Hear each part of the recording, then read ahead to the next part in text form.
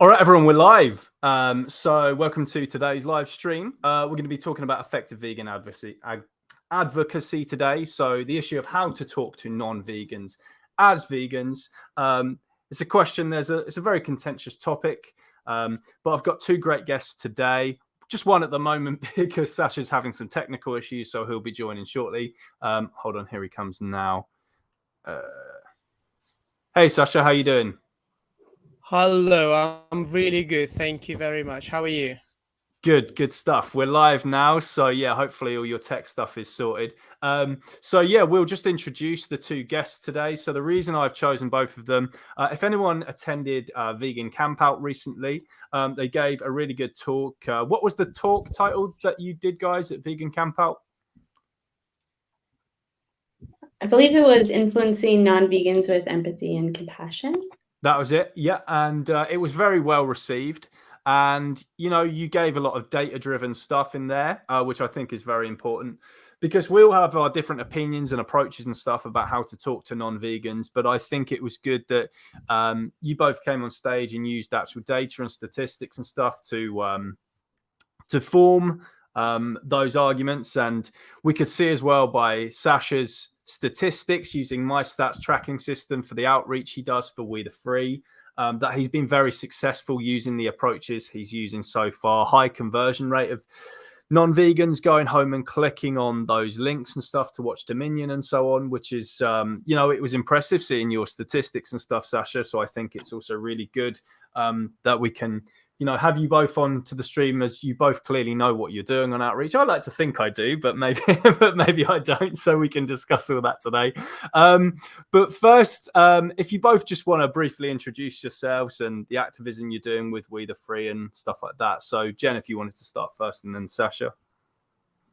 Sure, yeah. So I've been vegan almost 6 years, and I'm the community development manager of We the Free. So this involves all the community training and campaign management and lots of fun stuff. In addition to that, I like to do street outreach whenever I can. So I've been doing advocacy for pretty much since I went vegan and organizing those events. And I'm really passionate about data-driven activism, and pretty much any kind of activism you can think of, I've done it. And yeah, that's me. Cool. Sasha. Thank you very much. Thank you. Excellent introduction. And thank you so much for having us here tonight. Absolute pleasure. Well, I'm Sash, Sasha Jolliffe Yasawi. I've been with We the Free for just over a year. As a non-executive director, and I'm also something called advocacy ambassador. So my role within the organization is to help it grow. But when I say grow, and not necessarily by size and how many teams that we have, but mature as an organization and as a movement itself. As we grow, we're hoping to sort of provide paid jobs and by jobs.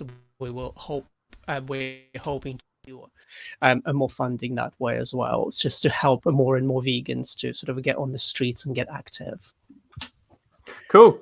Yeah, thank you both for those introductions. And I just want to start this stream with a disclaimer.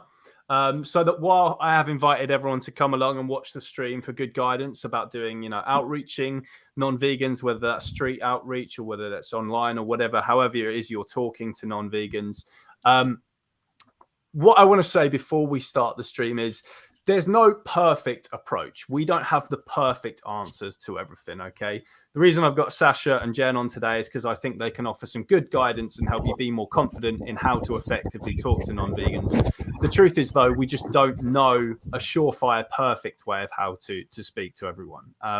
And going off that point, I also want to say, don't put too much pressure on yourself if you're watching this stream, because it's very easy when you talk to a non-vegan on the street or whatever it is, if you're doing activism, and they walk away and you think, damn, I didn't change them at all.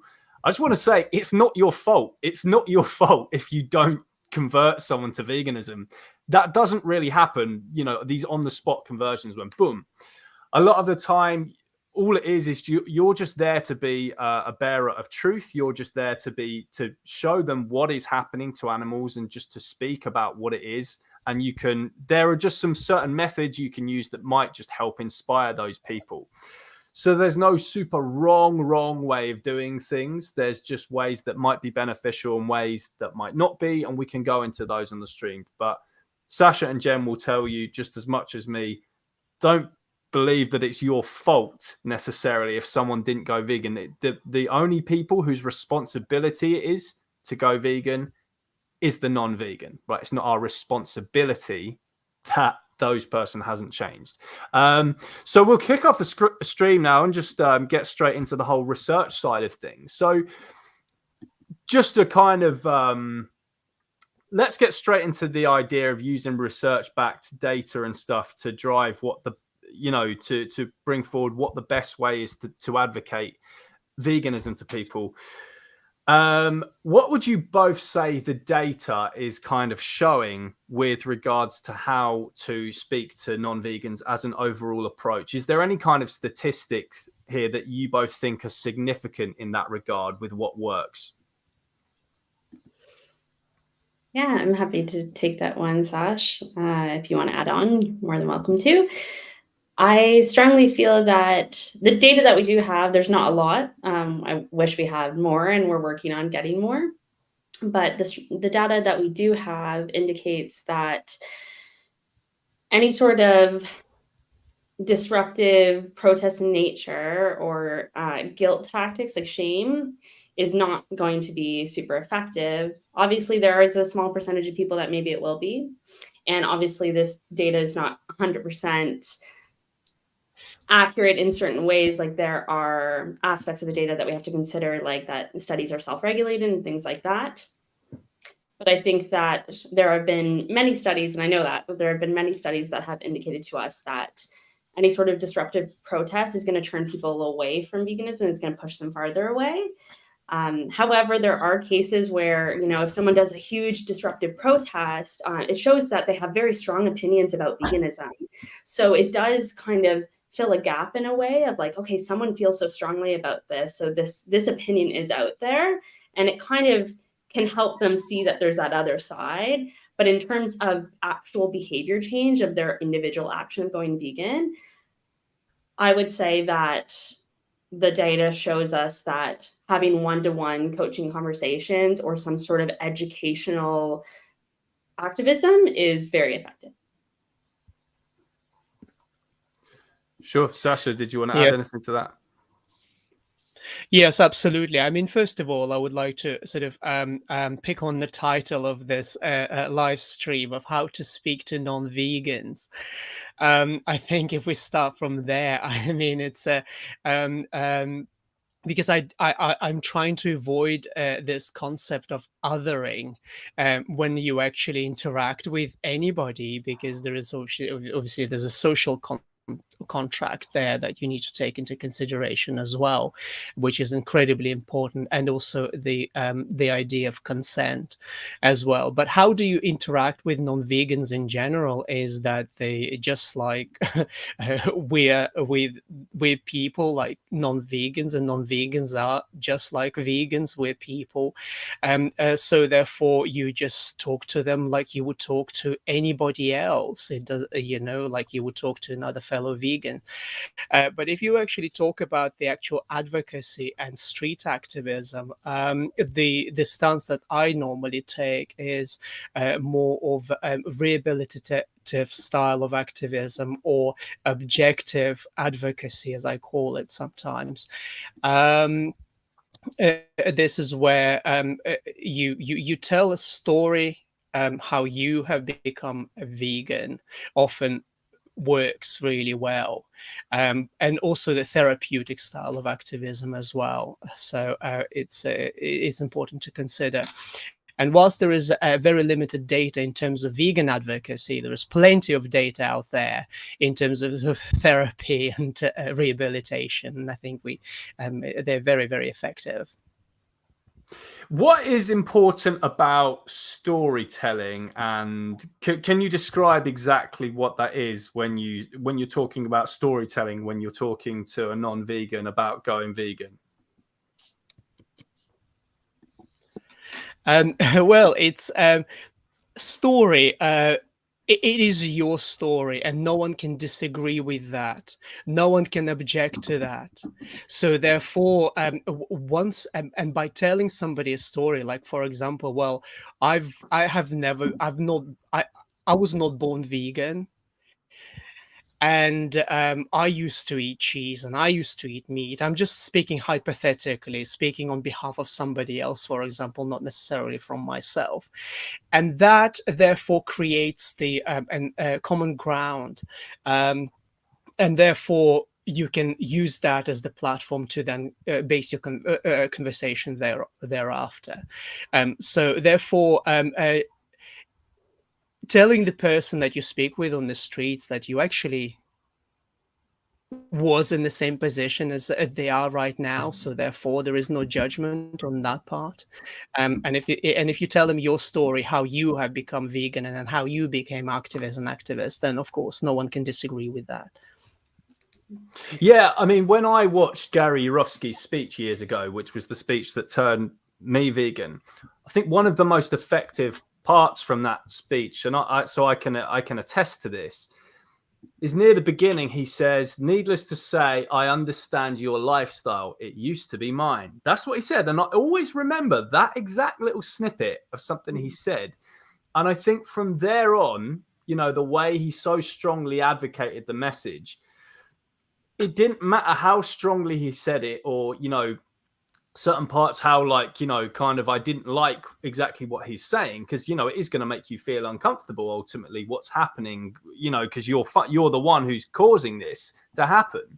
But the fact that he says, needless to say, I understand your lifestyle, it used to be mine, it means, hang on, this person I can now identify with. It's not like vegans are like this alien kind of species, and they're like you alluded to earlier, Sasha, this How to Talk to Non-Vegans title, when we're all actually part of the same kind of, we're still one group overall, right?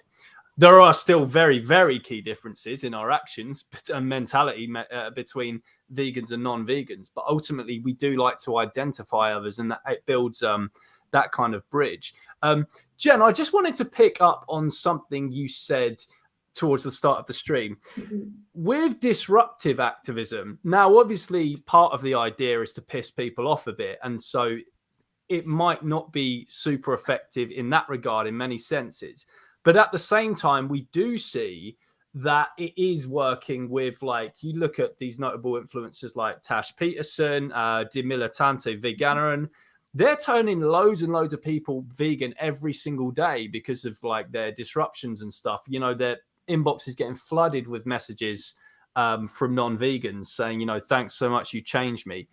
What's happening there? Is it that they were originally annoyed and then they thought, actually you are right? Or is it just that these videos are online and it makes them see what it is that they're doing? I don't know. Explain what's happening there. Yeah, well, I'm not a scientist or like a sociologist or anything like that, but I can make some guesses at that. And I also want to say that I think all forms of advocacy are important and effective. And I've participated in my fair share of disruptive protests as well. And I think that something that's really important when it comes to disruptive protests is the media attention that they grab and how that can reach so many people. I think when there's something that's different that occurs when you're in the street or let's say you're out to dinner and someone disrupts your dinner and is holding graphic footage or what have you and is shouting, there's a certain energy that you're feeling during that. You feel that anger and you feel upset. Whereas if you were to see something like that occur on a television, you're not the person being prosecuted necessarily. So it's a bit of a different outcome in that sense. You're more observing what's happening there. Whereas when you're a victim, so to speak, of the disruptive protest, it can have a lot more negative emotions attached to it. That's quite an interesting explanation.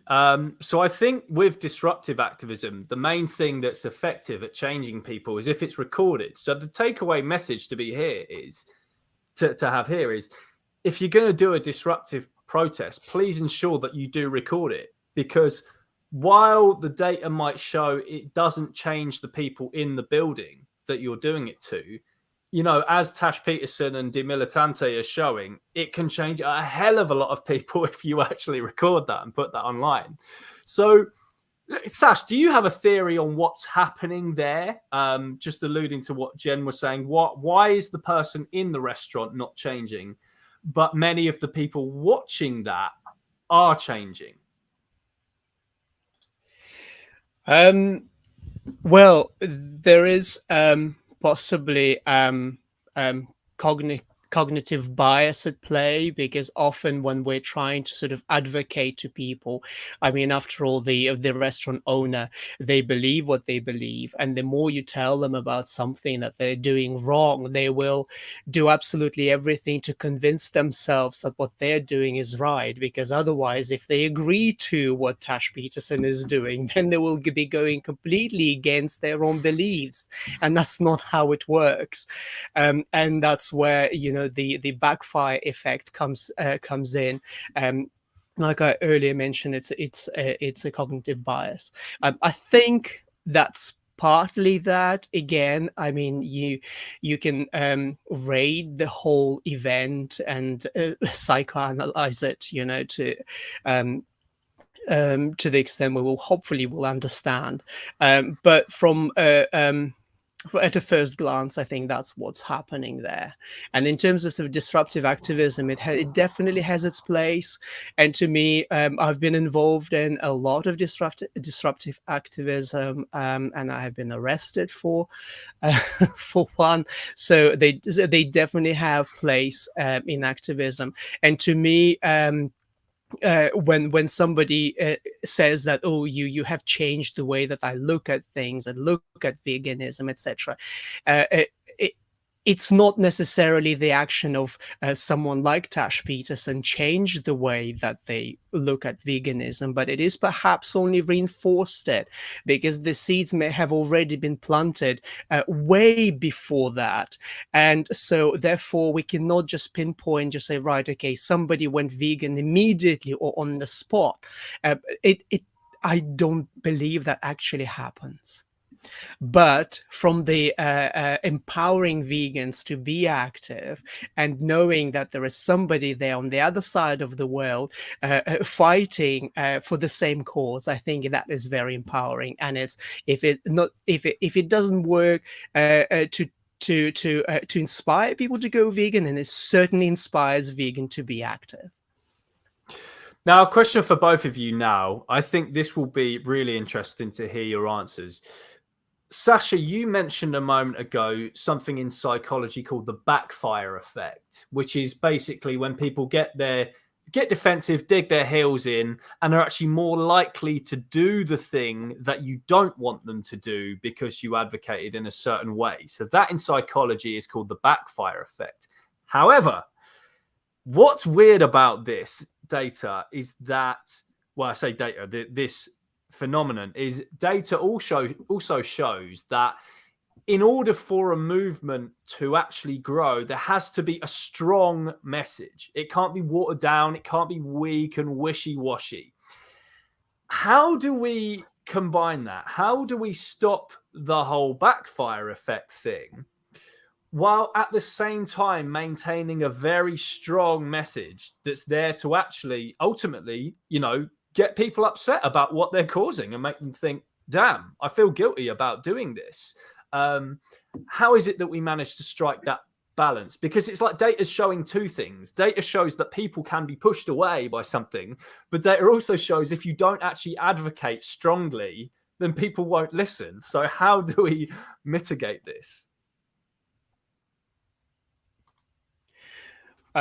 Well, it's a very, very good question, actually. And in the context of vegan advocacy, the backfire effect usually implies that aggressively challenging someone's behaviors in most cases as their dietary choices, or presenting disturbing imagery of animal cruelty. Yes, sometimes they can reinforce the resistance to veganism. So we can perhaps apply sort of more nuanced and empathetic approach, perhaps would be more successful. So usually that involves actively listening to the other's concern, and again, going back to promoting your personal stories and experiences, because after all, when you talk to a non-vegan on the street, you're not a ghost. You exist. You're there. You're the evidence that actually we can live without the contributing to all the cruelty that happens, unimaginable cruelty that happens to the animals.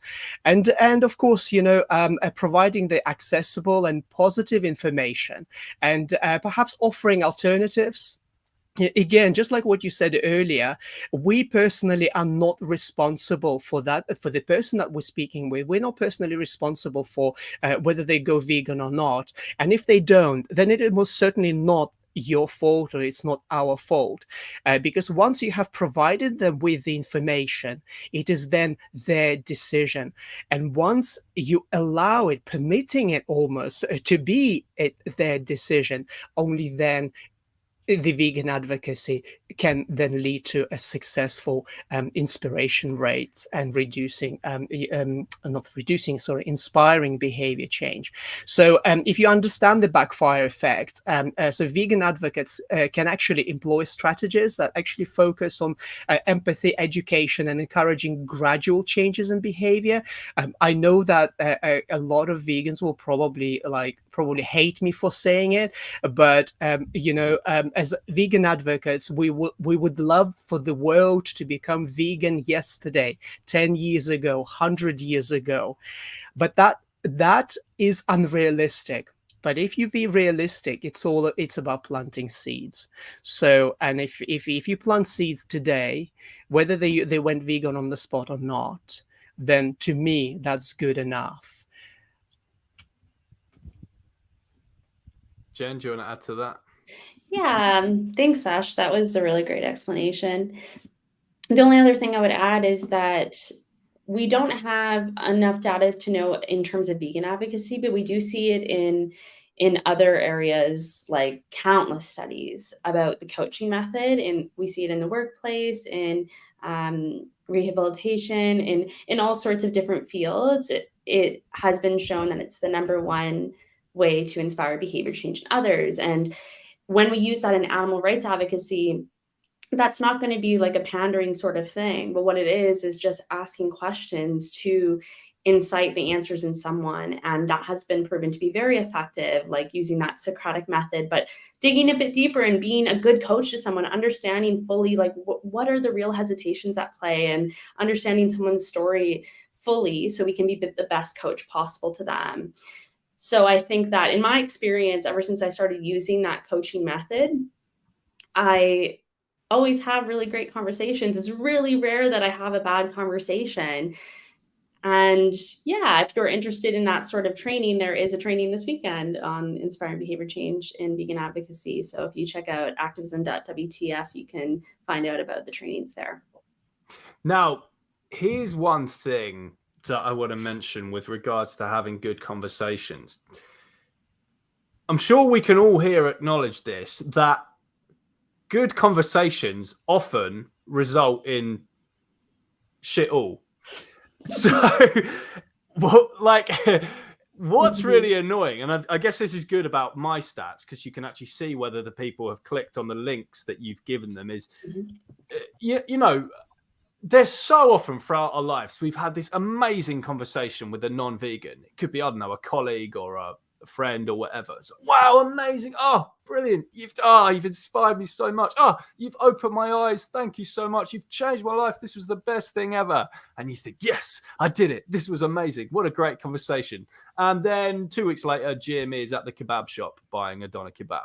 Now, how can we be sure, without referring to my stats, because I know we all like our my stats as we're the free volunteers, without using my stats or some kind of tracking system, is there another way other than just a good conversation to ensure that a person is taking the message seriously? Because it's actually sometimes it can be a very bad conversation actually that results in a person going vegan. You know, you see this online. You see an activist do street activism, and it's like they'll have a DM. And it's like, hey, I was the guy who like had a shit fight with you on the street the other week, and I went home and I actually realized you were right.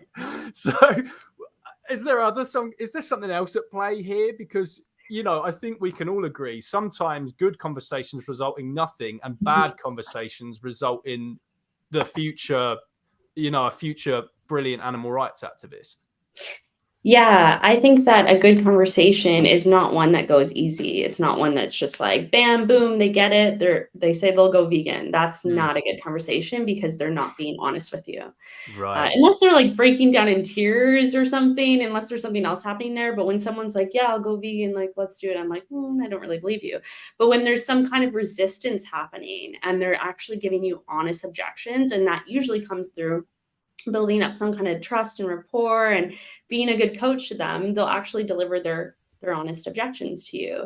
And when that happens, then we can do the objection handling, we can resolve those issues and hopefully have a good conclusion in the end. But like you said, George, it's often like those trolls that you'll find, they'll hit you up later and be like, you changed my mind. And it's because like those people that are resisting so heavily, they're so close. And like that's their last like mechanism that's happening is they're resisting and trying so hard to grab onto these crutches. So I think that if people are giving you lots of objections and honest objections, like real objections, not, you know, if you were on a desert island kind of thing, but real objections, that is a really good indicator that you are changing their mind, that the seed is planting, the gears are turning. And obviously, the My Stats is a great indicator as well. And if you can get people's social media, that is really beneficial because you can follow up with them as well. Yes, good idea. Very good idea. And Sasha, do you have any further explanation about this? The whole that some bad conversations turn out great and some great conversations just do nothing. Of course, absolutely. Well, can I please again clarify something? I never call them bad conversations. I call them challenging conversations. And often it's better to just give up on them, quite frankly, because you will only be wasting your time as an activist, whilst there will be somebody else that will actually be willing to listen to you. It's again, that's just my stance on it. However, they do often lead to, like what Jen mentioned, planting seeds. But there is, I do not believe that we do have this magic kind of magic really to test the sustainability of and efficacy of our long-term advocacy, because we don't live in the vegan world, sadly. And the fact is that the law not only permits but encourages animal exploitation, and we must remember that. So wherever you go, you're surrounded by it. So therefore, there is simply impossible to measure sustainability of advocacy. So what we can do is we can offer resources. There are plenty of resources like Veggie Challenge. It's a newcomer on the scene, like a Challenge 22 that people often do take on, and it is very, very effective. So, and through My Stats, you can actually tell how many people actually did sign up to Challenge 22. And then, of course, be a constant reminder of the atrocities that we actually are causing to the animals. And that is just like what you said. It's through social media. It's through getting out there, constantly being on the streets. Not constantly, I mean, it's a strong word. I don't literally expect people to stand on the street 24/7. But what I'm saying is being constant reminder, that the vegan world is possible if we actually apply effective advocacy. I think that's about it for now. I'm sure some more ideas will come to me later. Yeah, there's something I just want to reassure people with, in anyone watching this, with regards to these challenging conversations. I watched a great video the other day on YouTube by Bite Size Vegan, Emily, called The Science of Why People Hate Vegans.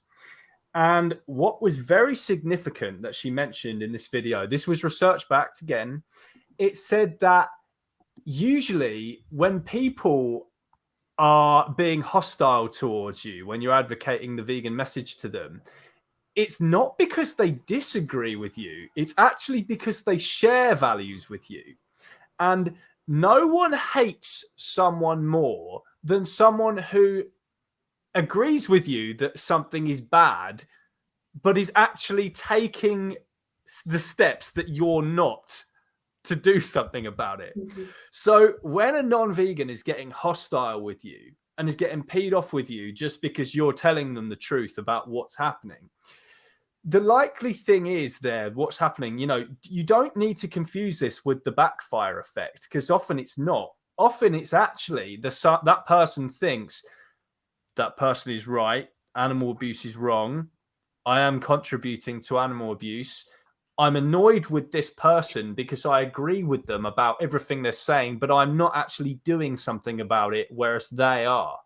And that in itself makes them feel it just being vegan alone. It converts what is just a societal norm into a conscious choice. Why do we eat animals? Because everyone else does it. That's why all us three used to do it our whole lives. That was it. That was our reason. Well, everyone else does it. But just the mere presence of a vegan in front of us, that suddenly makes us realize, hang on, now I am choosing to harm animals, which I know is wrong. You tell people that those terms always have negative connotations. Harm animals. That never sounds good to anyone, even the most ardent meat eater, right? So that your very existence as a vegan will trigger people. So that's just another thing I wanted to mention to people watching now. Now, one thing I wanted to go into, this also goes into this whole backfire effect idea.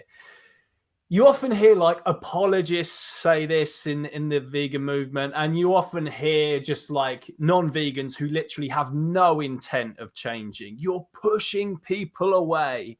Now, 90% of the time, I reckon this is just an utter lie. They're just saying that because, I think most of the time, there's no such thing as pushing people away.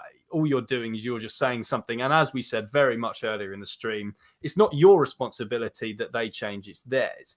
But this is going into that backfire effect thing again. What are some rare instances where you legit could push someone away, as like the apologists and stuff are saying, by something that you may have done or said? Yeah, that's a good one. Do you want me to go first, Sash? Go for it, Jen. All right. I think it's hard to know for sure. And again, with these studies that have been done, if anyone wants to look on Faunalytics, there's lots of studies around this kind of thing that show the backfire effect. These are self-regulated studies. So these people are reporting how many animal products they ate before the study was conducted, before they were exposed to this form of advocacy. And then it shows like the different forms of advocacy people were exposed to and the different groups and what their animal product intake was afterwards. And what we see is that it either doesn't change or it increases when it's these disruptive protests. Does that mean that people are pushed away? I'm not sure. I think that if someone has never met a vegan before and they meet a vegan for the first time, and this vegan happens to be kind of an asshole and is really rude to them and swearing at them or whatever, has really aggressive behavior, and maybe they just like don't end up ever meeting a vegan again, and that could push them away potentially. I think that as vegans, although, George, you're right, it's not our responsibility to change anyone. It's ultimately people's decisions and it's their choices. It's up to them. I think that we also want to make sure that we're making a good impression on people, and that we're kind of faces of veganism, and we have to own that, because if for the sake of the victims, the animals, we do have a sort of responsibility to be good representatives of veganism and make sure that people have a good impression of us. That doesn't mean we have to be apologists. That just means that, you know, maybe certain methods we can reconsider. Cool. Yeah, really, really, really good summary. I really, really like that. You know, that we're faces of veganism, and we want to make a good impression. But equally, again, going back to responsibilities are really our responsibility. I mean, I don't think it is actually possible to push anyone away from veganism by having, if your conversation doesn't go very well, you may actually push someone away from you personally in that particular moment, but they will come back. We just need to believe in that, I think, because I mean, there are so many people that are vegan now and staunch activists now who used to mock vegans for those very reasons, and they're now standing there on the streets. So do not underestimate that. And that, I think, absolutely, I agree with you, George. You know, I don't think it's actually true that you're pushing people away from veganism, or you are sort of making or creating a bad sort of name for vegans. I do not believe that in the slightest. However, there are certain things that we as activists should consider in that moment, because sometimes the language that we use and the behavior that we employ during the activism can certainly slow down the progress. And that is the concern. Okay, so, and for example, I can actually quote, you would be, this is from Facebook, and it's been actually recited several times, but I was a victim of this very thing myself, because I donate blood, and apparently I am not vegan enough for donating blood, so therefore I'm potentially saving lives of non-vegans. This is how ridiculous it actually is. So I'm actually quoting, "You would be doing animals a favor by killing yourselves. If you disagree with this view, then you are a human supremacist." So I put that in my notes, and this is directly from Facebook. And it is that kind of language that does slow down the progress, in my view. So therefore, going back to what we were talking about earlier, the therapeutic, rehabilitative, I'm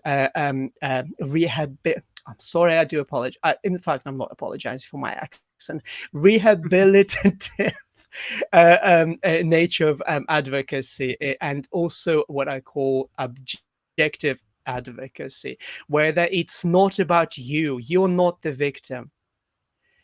You're an advocate for the victim. So therefore, you should behave in that kind of way if you were to be taken seriously. And I think that is very, very important thing to take to bear in mind when you speak to somebody on the street. So if you actually remove the word or phrase non-vegan from how to speak to non-vegans, how to speak to anybody, I think should be the theme, quite frankly. Mm-hmm. Yeah, and it's funny what you said there about the giving blood thing. If this whole pushing people away concept does exist, someone might be more likely to be pushed away by how vegans talk to other vegans, you know, calling Sasha a human supremacist because he gives blood, than actually sometimes how vegans talk to non-vegans, which is the interesting thing. I just want to answer this comment here, give my take on it before Jen and Sasha have theirs. So Animals Here With Us, Not For Us says, I have vegans in comments saying that I am pushing people away and that we change people by example, by cooking good vegan food and showing you can be healthy. Yeah, so my response to that is those people are just talking absolute nonsense. Every single animal rights activist I know went vegan because they felt bad about what they were doing to animals. They were hooked on the ethics message. The cooking good food and the leading by example is part of the how. It's not part of the why. People already know that there's great vegan food that exists. But the point is, you know, people already know that you can go into, I don't know, McDonald's in the UK and you can get a McPlant or a Big Mac. The point is, why would they buy a McPlant? What's the point? If they don't care about cows, if there's no strong moral message binding them to buying the McPlant, why would they buy the McPlant? So anyone who's just saying, cook good vegan food, no, that's not going to turn people vegan. That's a good way to show people how to be vegan once they're more on board with a message. And it is good in a sense of an indirect way of getting veganism out there. You see these huge vegan food pages and it's getting the word vegan, vegan, vegan out there, and why be vegan just as a result of that. But leading by example, you know, it's not something we would apply to any other justice movement. You know, look at me. I live a health. I'm not a slave master. I'm a slave. You know, I'm a slave abolitionist, and I think, you know, just me not being a slave abolitionist alone and showing how easy it is to not be a slave master, that's gonna end slavery. No, that won't. So I would say, yeah, don't listen to those people. And Jen and Sasha, I don't know if you wanted to add anything to that. Absolutely. I'm sorry, Jen. So I know you're so eager to say something, but I thought I'd get there first. Absolutely. I absolutely love this because first and foremost, we must remember veganism is about social justice. It is not a diet. So there are diets that are veganism related diets. I think that's probably a better way of describing it. Or plant-based diet, whatever that is. But most certainly veganism is not, we most certainly will not change people by leading by example, by cooking good vegan food, because that is not going to save a mouse from testing in a laboratory somewhere in Hull. You know, so I'm saying in Hull because there is a laboratory there. You see, this is absolute rubbish in my view, because again, it's not about health. We will not be talking about health and the environment, you know, when it comes to any other social injustice. And just to give you a statistic, because we love them so much here, and that's what we're here for.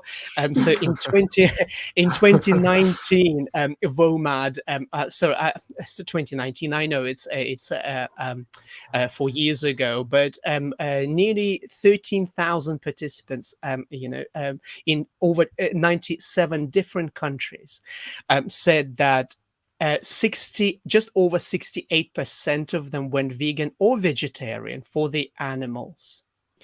And that is a really, really big statistic. So interestingly enough, over half of those people went vegetarian first. So we're not going vegan for health reasons or for food, but we go vegetarian for the animals first, because we sometimes, you know, miss out on the practicalities of it. And only today, this morning, I was chatting to somebody. It was an owner of an animal rescue who was not vegan. So I asked a simple question if they were vegan, and they knew exactly where I was leading to. But, you know, they had to be on their best behavior because they were essentially running a business. So therefore, I said to him, it's like, well, what if I told you that there is a way for you to become vegan pretty much instantly? If I would you like me to show you that way? And she's like, oh, absolutely, I would love that. And she's like, well, veganism is easy when you put victims first. Mm-hmm. And then I said, now that we've established that, let's think of practicalities. And I think cooking good vegan food is the practicality. So stop the oppression and then work on yourself to rehabilitate yourself. And I think that's how I look at it. Thank you. Over to you, Jen. I'm sorry. No, thank you so much. That was all great. I just want to quickly say that I think that all forms of advocacy are valid. Do we need people making recipes and showing people how to cook delicious vegan food? Yes. Do we need... Sorry, I was just playing around with the screen there. I think this looks better, but it's up to you two. I think that this looks good. Cool. We'll keep this. Yeah, carry on, Jen. Sorry to throw you off there. That's okay. I was just being a little kid and playing with the silly buttons I had on the screen, but carry on. No worries. Yeah. Do we need people making recipes and making delicious vegan food? Yes. Do we need people on the street advocating for the animals? Yes. Do we need people exposing what happens to animals on farms? Yes. Do we need people doing all forms of advocacy possible? Yes. Animals need us right now. They need us to be strategic. They need us to focus, and they need us to be active. Do they need us to fight over all these different ways? No. Can we strategize together and focus on how we can create the best change for animals and use data to our advantage in that way and talk collaboratively? Yes, absolutely, we can do that. But this sort of like infighting, like blaming and saying you're pushing people away because you're doing that, I don't think that's what the animals need at all. Great. Thank you both for those answers. Now, during both of your talk at the Vegan Campout, there was a very interesting psychological term that, Sasha, you talked about. And I've tried Googling this and I've tried putting it into Chat GPT and I couldn't find stuff on it. So I want you to go more into this now. Tell us what is the theft of enjoyment. You spoke about this, the theft of enjoyment at the Vegan Campout. Tell us what that is and what's happening here.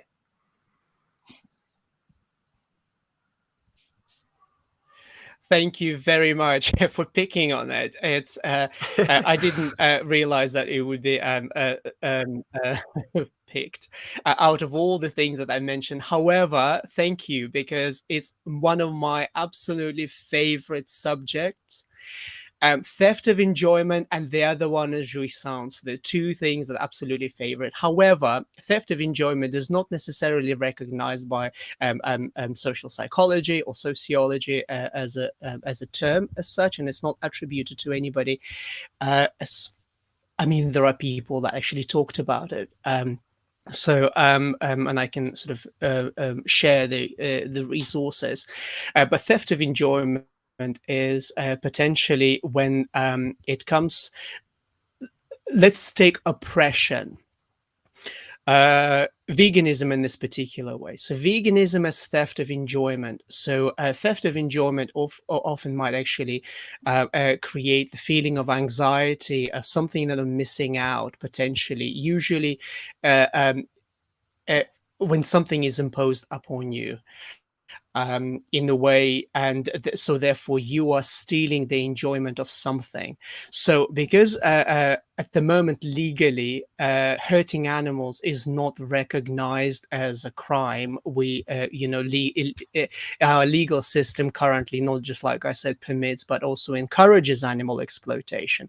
So therefore, by telling somebody you should stop exploiting animals, that potentially can actually may feel like you are stealing their enjoyment of cheese, for example. I know it's a very, very crude kind of example, but that's what, in the simpler terms, that's what this is about. So therefore, you're imposing your own views, and therefore, if you do have to make a change about something, so therefore they're giving up on something that they've been doing for so long or enjoying doing.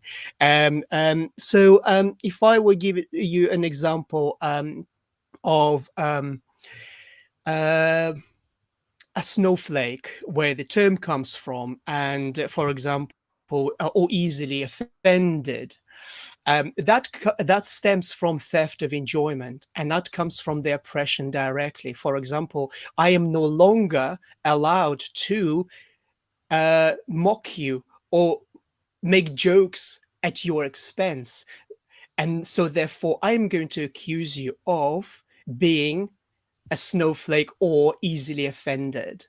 Whereas actually what you're trying to do, you're just basically standing up to the oppressor and telling them, it's like, I am no longer allowing you to make jokes at my expense. So there are a lot of books written about it, and one of them is actually called White Fragility. So I know it's nothing to do with veganism, but you can actually draw parallels and bridge it between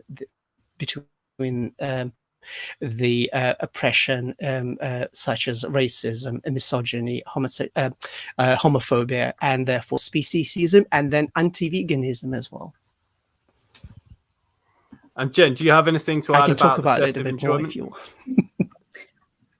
The only other thing I would add is that I thought it was really interesting when Sash drew on explained theft of enjoyment during his speech, and then drew on how we do the 3-minute movie challenge. And this is a way that people consent essentially to have their theft of enjoyment. They are aware of, like, they're going to watch some graphic footage and they're prepared for it. Whereas if someone's walking down the street and they come across a TV Street Outreach event, in a way, their consent is taken away. And I think that they're more likely to react in a hostile way. And I've seen that happen many times. Yeah, it's weird. I think to anyone unfamiliar, now, I don't have the data at the moment to say it's working more, but I'm just talking about ease of conversation. The whole animal rights outreach based approach, where it's like the person agrees to watch some footage beforehand, I'm finding we're getting less hostile, feedback than when we're just on the streets just showing the footage as we were before. Both methods are perfectly valid, and I encourage people to do both things. I'm just saying, from my experience, since we started the 3-minute movie challenge with our like Matrix thing, where someone chooses to take the red pill and then watch a 3-minute movie on a screen over here and they don't know what it is. Yeah, you do get the odd person who is like kind of upset that, you got them to see that, but they were ultimately agreeing to see that themselves. And that just helps break that little barrier, I think. Now, on the whole, you talked earlier, Jen, about the whole coaching method when talking to people. Now, while data shows that the coaching method is good and effective, at the same time, we all know just from, anyone who's worked in any kind of like sales role or kind of role where you are taught to kind of coach people, blah, blah, blah, that actually people don't like being sold to, and they don't like being smooth talked. If you have someone come up to you on the street and it's just like and they're all smooth talking you and being kind of disingenuous, and they just want you to take their product and what they're saying because they're being so respectful to you, and you're so great and blah blah blah. People don't actually like that. How do we strike that balance between the coaching method and actually fostering healthy conversations with people, and avoiding being some smooth talking, sleazy salesman who's just there to, kiss up to them? And yeah, I'll let you guys speak on that. Yeah, I think that the main difference there is between the Socratic method and the coaching method, which are very similar. But I think that the coaching method is that difference of taking a genuine interest in someone and a genuine interest in their needs and really hearing them on that. And ultimately, when you are having these kinds of conversations, like George mentioned earlier, it's very rare that you're going to just see someone change on the spot. And if that does happen, it's almost unheard of. Like, it's going to be some kind of gradual transition. So that shouldn't be in your mind. That shouldn't be the end goal. It just, like, let's help this person. And as Sasha was saying earlier, it's like rehabilitation. So we need to treat it as such, and we need to build a genuine connection and rapport and trust with this person. And I think that comes from really digging deep into what's holding them back from veganism and how they truly feel about the issue at hand. And yeah, if we kind of just follow, like, obviously we have the Inspiring Behavior Change training, which is absolutely great, but that training isn't meant to be this sort of script. And if we just follow this sort of script, it is going to appear like we are kind of just sleazy and trying to get to the end goal. We have to adapt and adjust to the person. And I think, yeah, a lot of that just comes from building a genuine connection. Anything to add, Sasha? Yes, absolutely. I mean, it's absolutely a beautiful summary there, Jen. Thank you so much. And I mean, it's coaching or mentoring. it's allowing another person be and validating their feelings, because often when somebody comes to you for help and genuinely believes that that if they become vegan, then suddenly they're going to have some kind of health implication or whatnot, and we must not dismiss those. So therefore we need to guide them into looking at the right resources, but reminding people that we're there for the victims after all.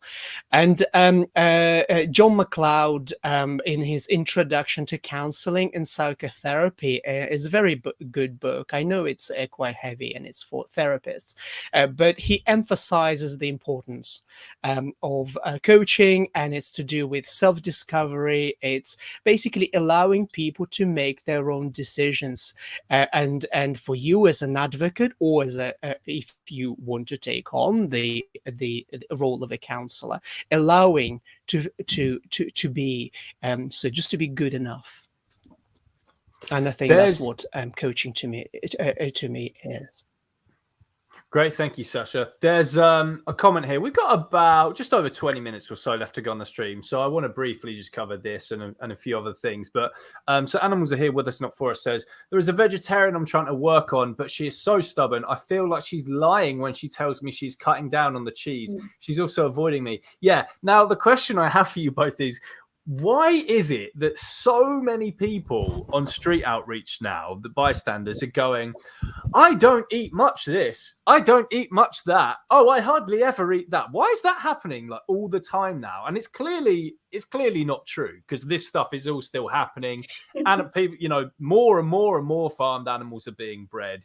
Yet loads of people are just saying to street. I even saw a compilation video of it on YouTube the other day, just different street activists, and it was compiled into one like 10-minute long video, and it's just called "I Don't Eat Much Meat" compilation.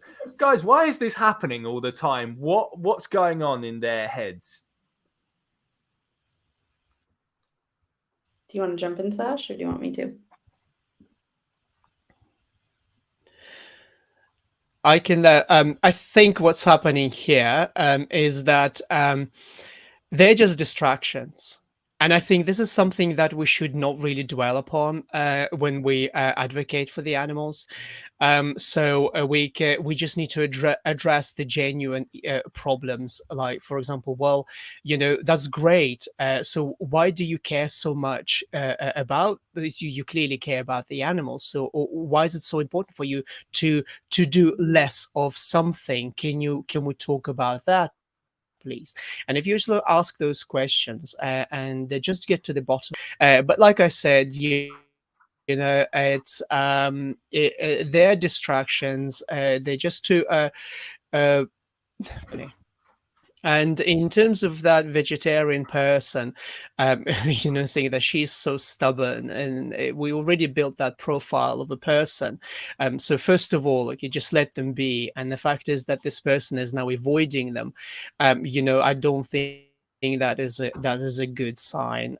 So therefore, I would say just give them space and let them arrive at that decision by themselves, using coaching methods, like what Jen said earlier, because otherwise it will genuinely feel like you are trying to ram it down their throat, and this is something that you want to avoid, because they need to arrive at that by themselves, just like what you did. Remember yourself. Always try to sort of remember yourself before you became vegan, what it was like for you.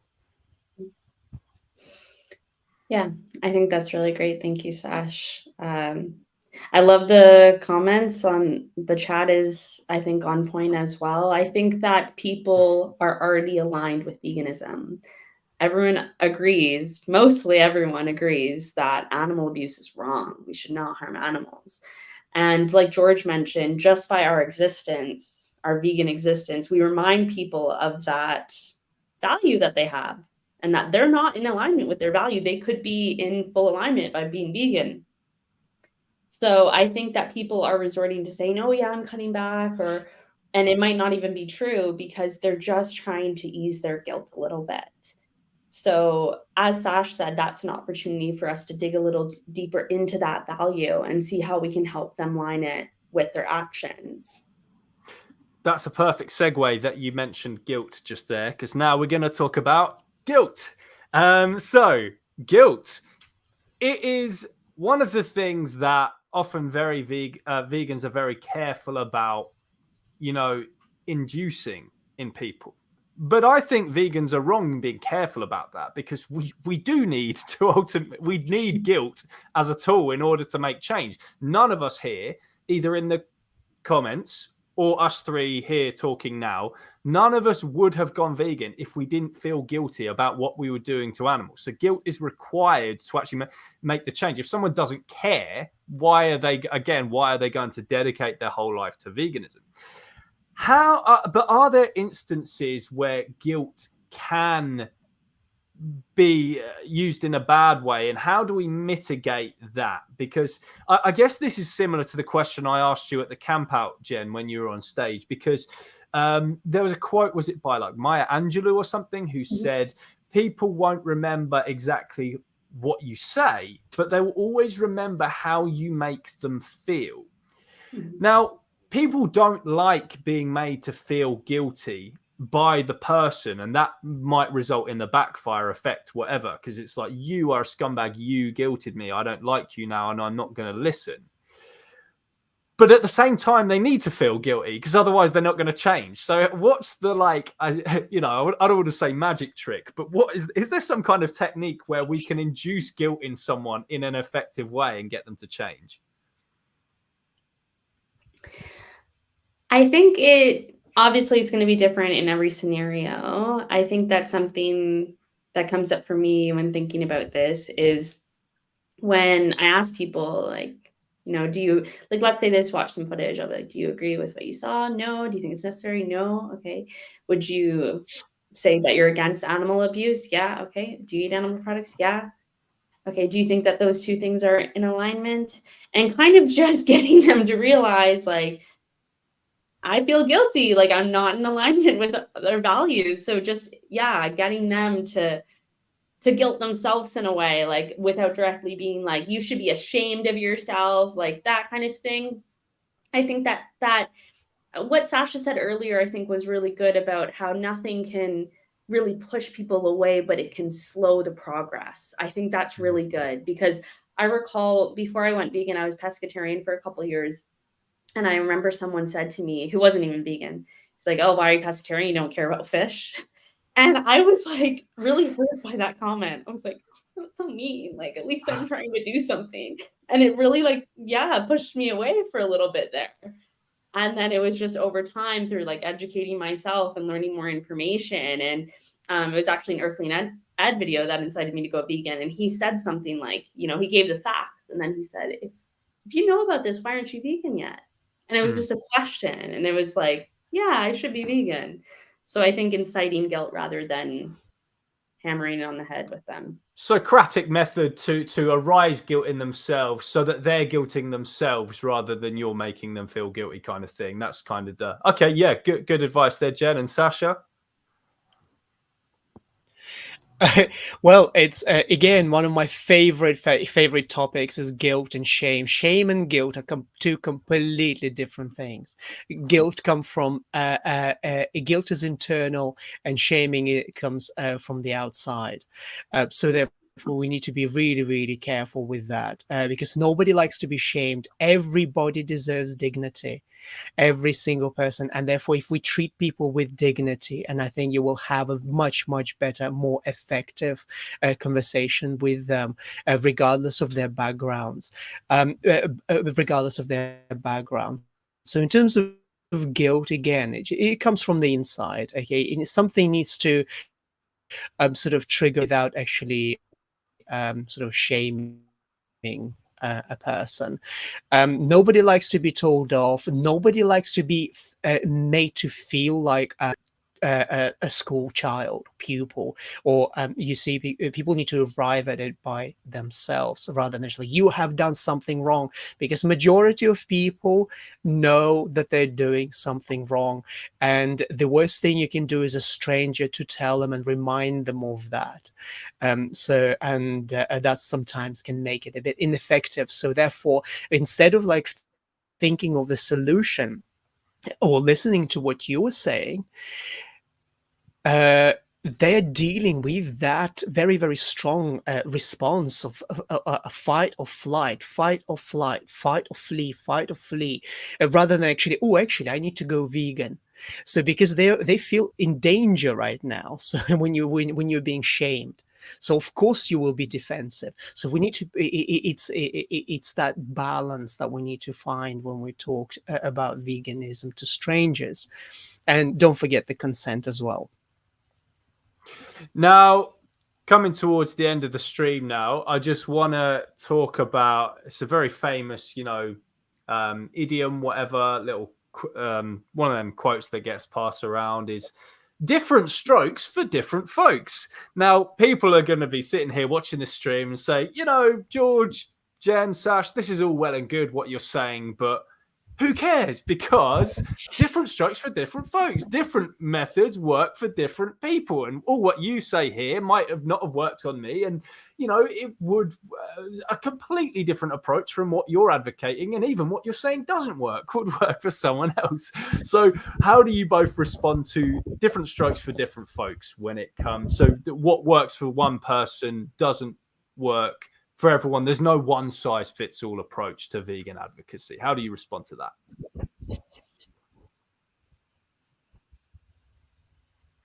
Go for it, Sash. Well, yeah, thank you. I'll start on that one. Again, there is just so much research and there's so many books out there on just basic psychology and psychotherapy and counseling. You don't actually have to be a psychologist or a counselor to go to the library, open one book, and just read a few paragraphs about effective about counseling.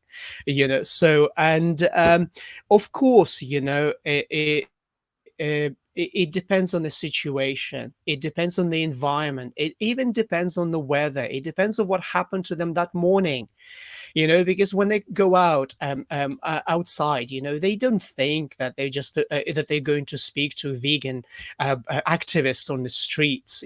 So they're not prepared for any of that. Of course, there are different strokes for different folks, absolutely. However, let's not dismiss the fact that coaching methods, therapeutic methods, rehabilitative methods, they all work. So I would rather not take the risk. So I would apply that because I know statistically and scientifically, and there's data to show it that these kind of methods, they do work. So therefore, I will continue doing so. And yes, I think that's what I wanted to say. Don't take risks. Okay, follow the science. Trying to say. I mean, do take risks as well when it's appropriate. And Jen?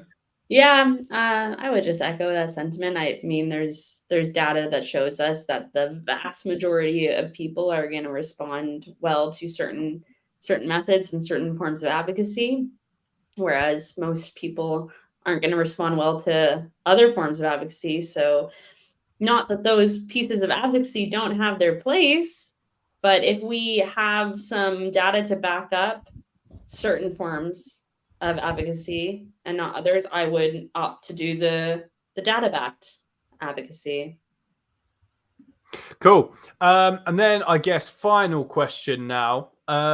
This is something I do a mix of in my advocacy because there's a big debate raging on in the vegan movement. Well, it's not a big debate. I don't hear that many people talking about it, but I've heard a fair few people talk about this.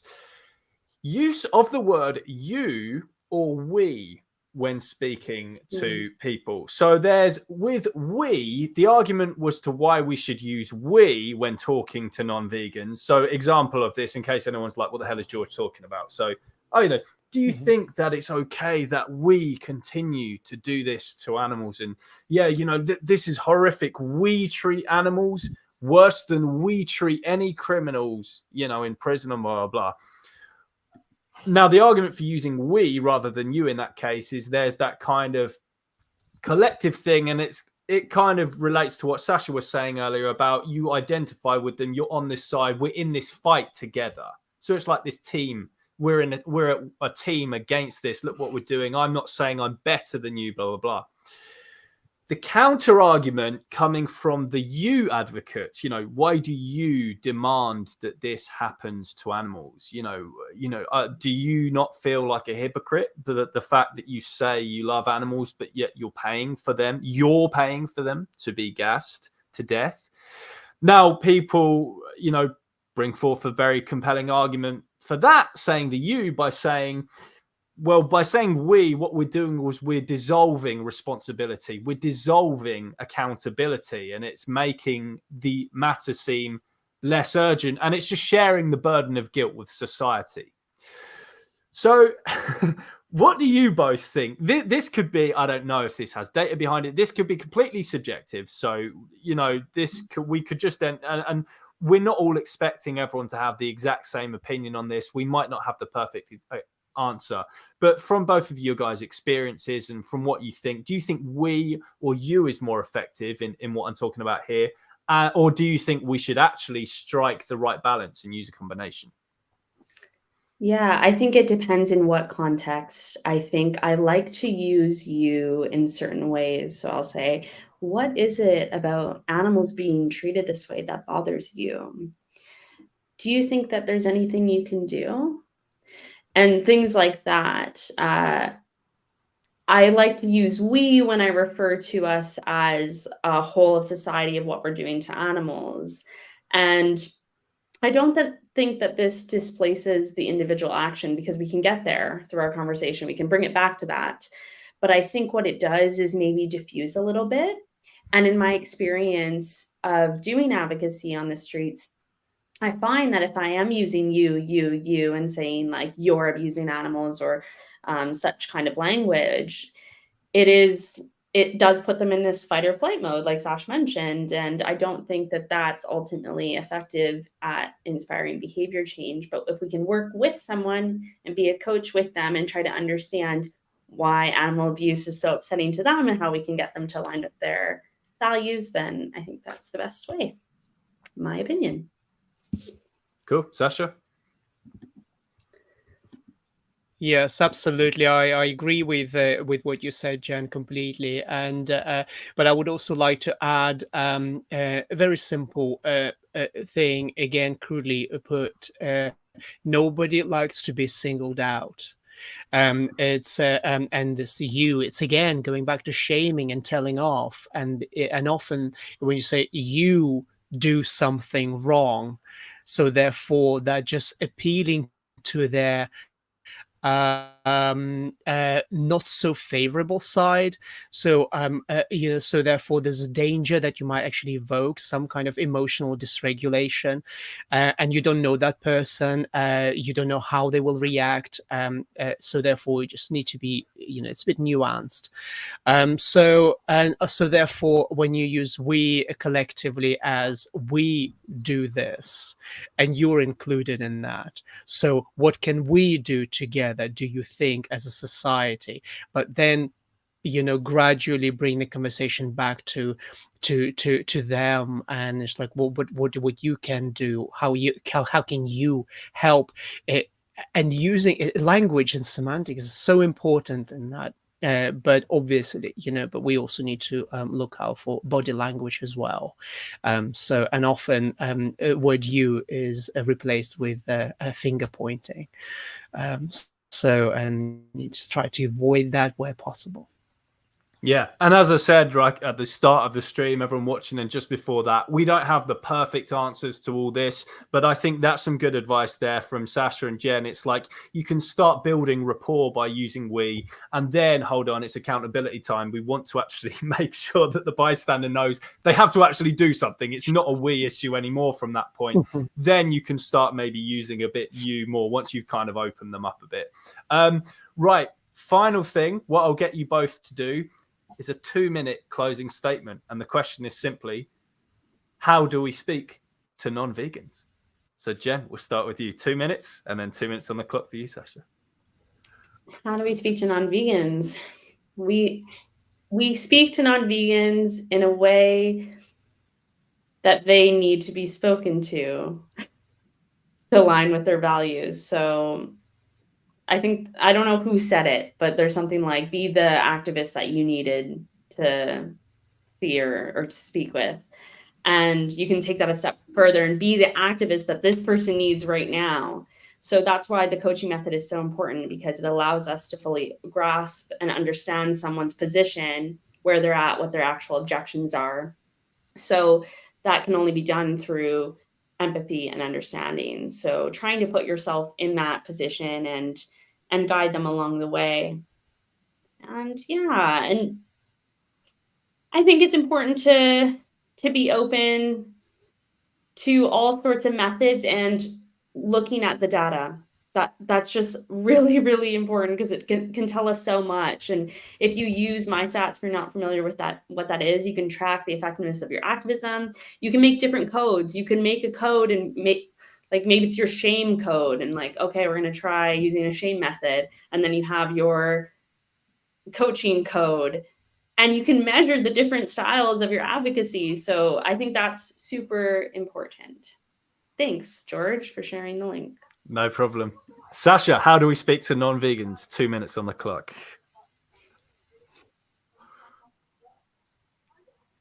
Thank you. I don't think I will need the full 2 minutes, but I'll try to summarize really quickly. So, how do you speak to non-vegans? Is how you would like to be spoken to before you became vegan. And as in the words of Dr. Melanie Joy, and I don't know if that's how exactly she said it, but don't betray your own integrity, because if you call somebody an animal abuser, then you become that abuser, because you've just abused them verbally. So don't betray your own integrity. Speak with integrity. Speak from your heart, and read the room, which is very, very important. Read the room. And when it's time to give up, give it up. Because if you're speaking to somebody for 10 minutes or more, it's time to summarize it and move on. Thank you. Thank you. Yeah, thanks so much both for coming on the stream. And just to reiterate to everyone watching, you know, while we don't have the magic answer to absolutely everything, we hope that you found this insightful, and it's made you more confident in speaking to non-vegans, and that the stuff we've talked about today can inspire you to get speaking to more people and make change. The crazy thing is about discussions like this is it opens up more discussion and debate. You know, even Jen and Sasha's closing statements there, people could be in the responses and think, well, hold on, you know, Sasha, actually, I think it is effective that we say this and blah, blah, blah. The point is there's so much discussion and stuff to be said here, but ultimately, we hope that you can refer back to this live stream as a handy guide. If ever you're stuck on, you know, maybe you're going to your first street outreach demo, whatever it is, and there's just little questions that you had in your head. Hopefully we've got a lot of stuff off the table today. And if not, if anyone has any more stuff, we can certainly do a follow-up live stream another time, even include more guests or whatever. But thank you, Sasha and Jen, for joining us today. And I really appreciate both of you giving up your time today to do this. Thanks for having us. Thank you very much. It was an absolute pleasure. All right, that's it.